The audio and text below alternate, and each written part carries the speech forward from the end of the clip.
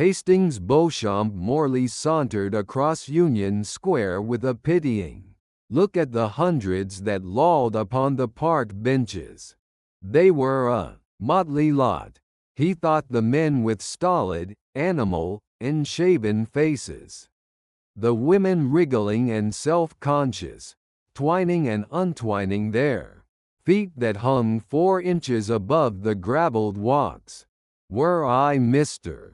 Carnegie or Mr. Rockefeller, I would put a few millions in my inside pocket and make an appointment with all the park commissioners around the corner, if necessary, and arrange for benches in all the parks of the world low enough for women to sit upon, and rest their feet upon the ground. After that I might furnish libraries to towns that would pay for 'em, or build sanitariums for crank professors, and call 'em colleges, if I wanted to. Women's rights societies have been laboring for many years after equality with man. With what result? When they sit on a bench they must twist their ankles together and uncomfortably swing their highest French heels clear of earthly support. Begin at the bottom, ladies. Get your feet on the ground, and then rise to theories of mental equality. Hastings Beauchamp Morley was carefully and neatly dressed. That was the result of an instinct due to his birth and breeding. It is denied us to look further into a man's bosom than the starch on his shirt front, so it is left to us only to recount his walks and conversation. Morley had not a cent in his pockets, but he smiled pityingly at 100 grimy, unfortunate ones who had no more, and who would have no more when the sun's first rays yellowed the tall paper-cutter building on the west side of the square. But Morley would have enough by then. Sundown had seen his pockets empty before, but sunrise had always seen them lined. First he went to the house of a clergyman off Madison Avenue and presented a forged letter of introduction that holily purported to issue from a pastorate in Indiana. This netted him $5 when backed up by a realistic romance of a delayed remittance. On the sidewalk, 20 steps from the clergyman's door, a pale-faced fat man huskily enveloped him with a raised, red fist and the voice of a bell buoy, demanding payment of an old score. "Why, Bergman, man," sang Morley, dulcetly, "is this you? I was just on my way up to your place to settle up. That remittance from my aunt arrived only this morning. Wrong address was the trouble. Come up to the corner and all square up. Glad to see you. Saves me a walk." 4 drinks placated the emotional Bergman. There was an air about Morley when he was backed by money in hand that would have stayed off a call loan at Rothschild's. When he was penniless his bluff was pitched half a tone lower, but few are competent to detect the difference in the notes. "You gum to mine Blaze and bay me tomorrow, Mr. Morley," said Bergman. "Excuse me dat I done you on Der Street, but I have not seen you in dree Mont. Prost." Morley walked away with a crooked smile on his pale, smooth face. The credulous, drink-softened German amused him. He would have to avoid 29th Street in the future.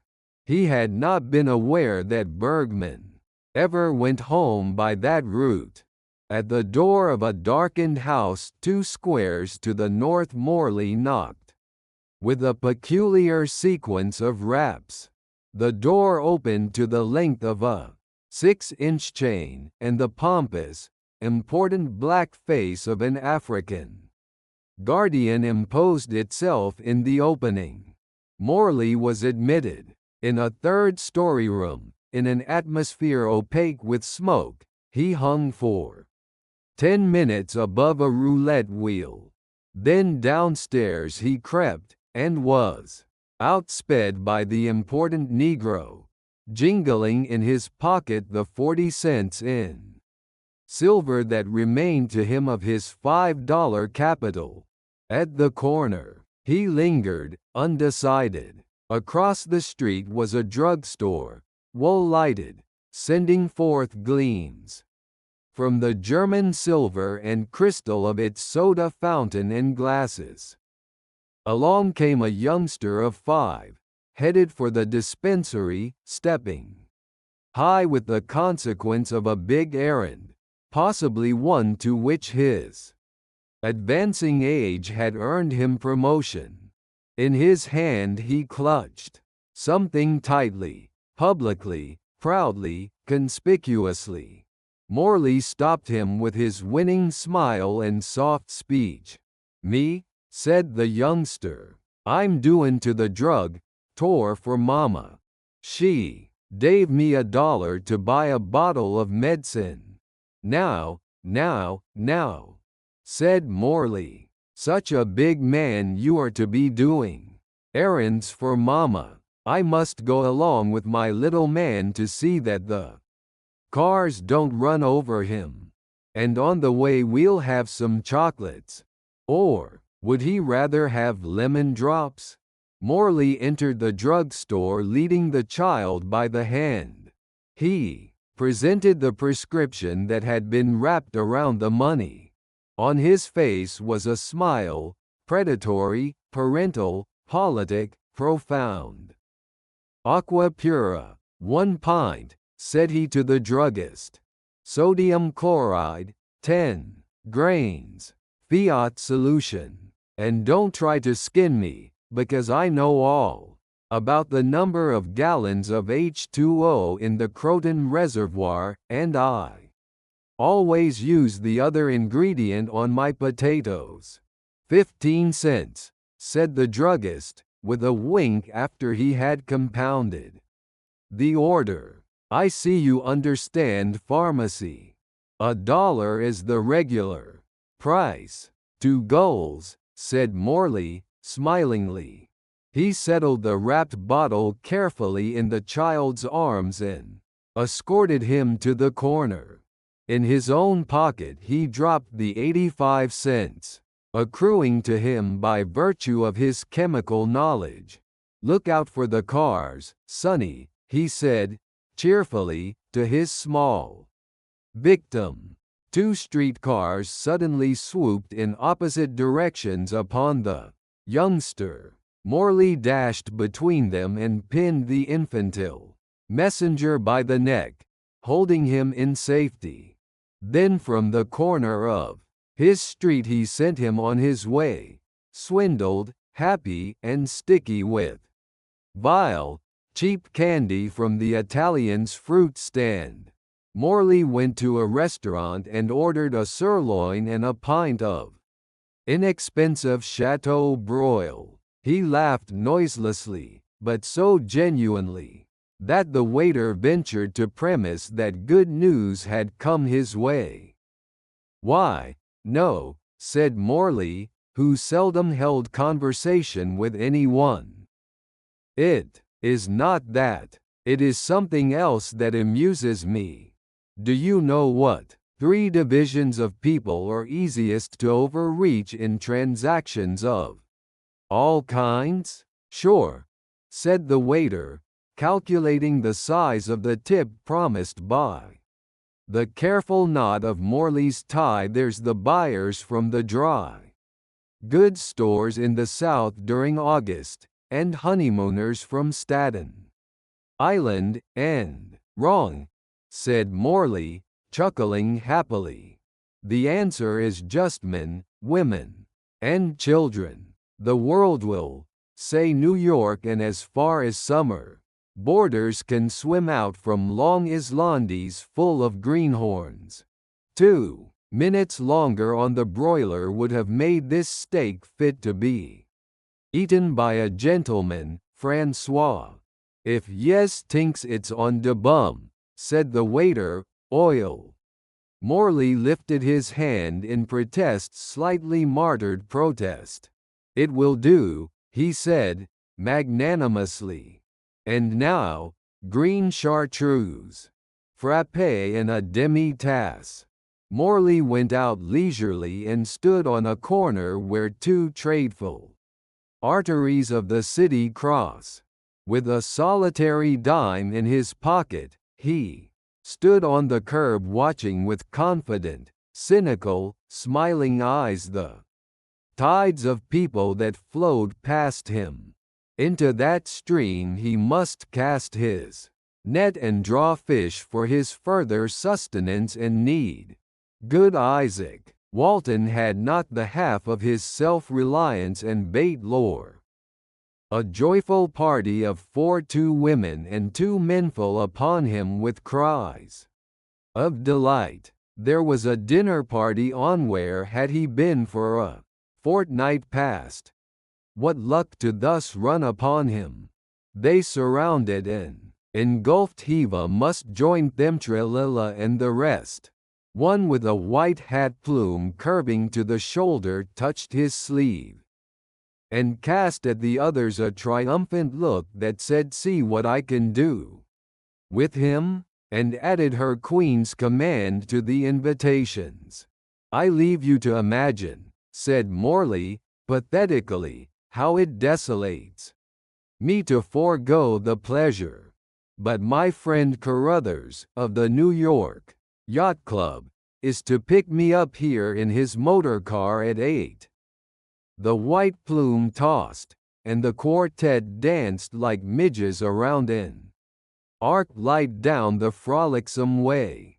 Morley stood, turning over and over the dime in his pocket and laughing gleefully to himself. Front, he chanted under his breath, front.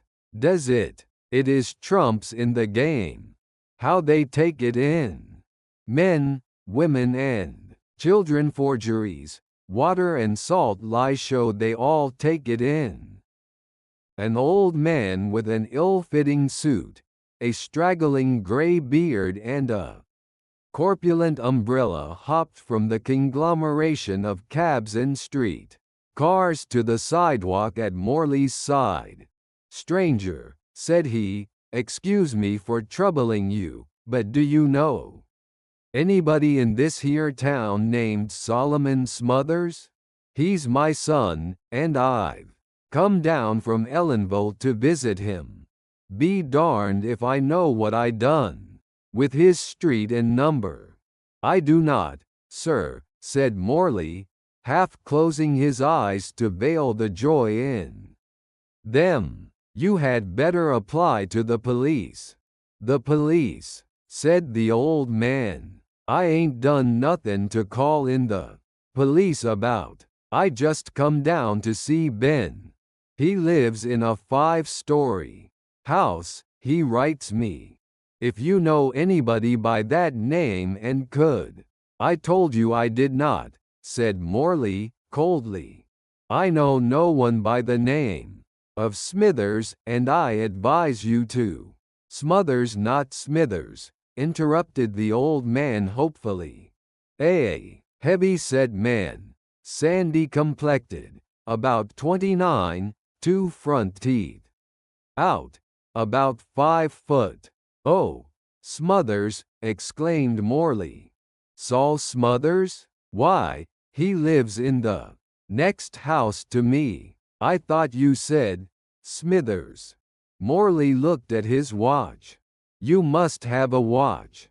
You can do it for $1. Better go hungry than forego a gunmetal or the 98-cent one that the railroads, according to these watchmakers, are run by. The Bishop of Long Island, said Morley, was to meet me here at 8 to dine with me at the Kingfishers Club.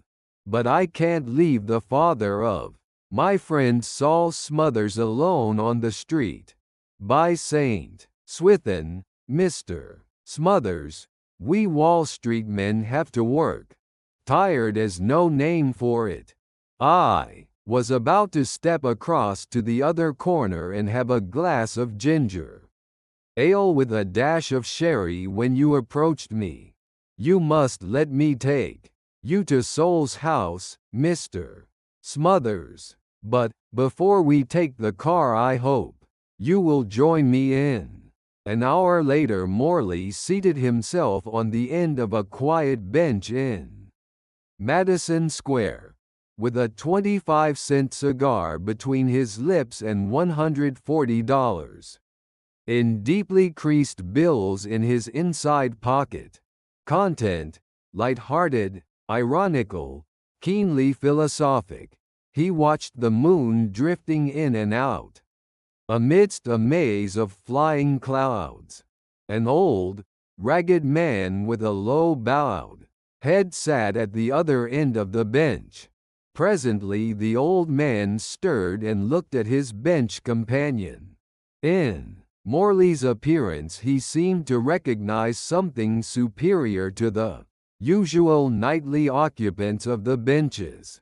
"Kind sir," he whined, "if you could spare a dime or even a few pennies." To one who Morley cut short his stereotyped appeal by throwing him $1. "God bless you," said the old man. "I've been trying to find work for." "Work," echoed Morley with his ringing laugh. "You are a fool, my friend. The world is a rock to you, no doubt, but you must be an Aaron, and smite it with your rod. Then things better than water will gush out of it for you. That is what the world is for. It gives to me whatever I want from it." "God has blessed you," said the old man. "It is only work that I have known, and now I can get no more." "I must go home," said Morley, rising and buttoning his coat. "I stopped here only for a smoke. I hope you may find work. May your kindness be rewarded this night," said the old man. "Oh," said Morley, "you have your wish already. I am satisfied. I think good luck follows me like a dog. I am for yonder bright hotel across the square for the night. And what a moon that is lighting up the city tonight. I think no one enjoys the moonlight and such little things as I do. Well, a good night to you." Morley walked to the corner where he would cross to his hotel. He blew slow streams of smoke from his cigar heavenward. A policeman passing saluted to his benign nod. What a fine moon it was! The clock struck 9 as a girl just entering womanhood stopped on the corner waiting for the approaching car. She was hurrying as if homeward from employment or delay. Her eyes were clear and pure. She was dressed in simple white. She looked eagerly for the car, and neither to the right nor the left. Morley knew her. 8 years before he had sat on the same bench with her at school. There had been no sentiment between them, nothing but the friendship of innocent days. But he turned down the side street to a quiet spot and laid his suddenly burning face against the cool iron of a lamp-post, and said dully, "God, I wish I could die."